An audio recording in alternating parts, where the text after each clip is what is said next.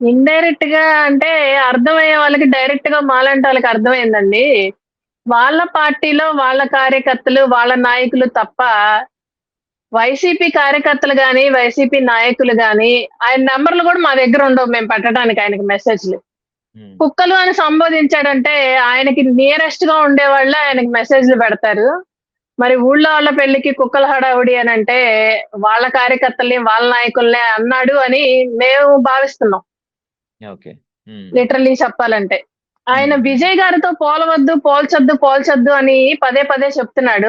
ఆయన అక్కడ గెలవటం వేరు, ఇక్కడ ఆంధ్రప్రదేశ్ పరిస్థితులు వేరు అనేది కూడా ఆయన చెప్పారు పవన్ కళ్యాణ్ గారు. హ్మ్. హ్మ్. యాస్ ఏ యాక్టర్‌గా విజయ్ గారు ఎలా అయితే సింగిల్‌గా వచ్చారో బయటికి, ఒక పార్టీని స్థాపించి బయటకొచ్చి ఫైట్ చేసి గెలిచారు. అలానే పవన్ కళ్యాణ్ గారు గూడా ఒక ఆశయాలతో వచ్చాడు. ఆయన గెలుస్తాడు అన్న ఇదితోనే వాళ్ళ కార్యకర్తలు, నాయకులు గూడా ఆయన వెంట అడుగేయటం జరిగింది. హ్మ్. మనం చూసుకుంటే. ఇప్పుడు అవును. పోల్చొద్దు, పోల్చొద్దు విజయ్‌తో అనంటే ఎలా పోల్చుకుండుంటారు? యాస్ ఎ హ్మ్. యాక్టర్‌గా ఇద్దరు యాక్టర్స్ గాబట్టి ఖచ్చితంగా పోలికనేది జరుగుతుందిక్కడ.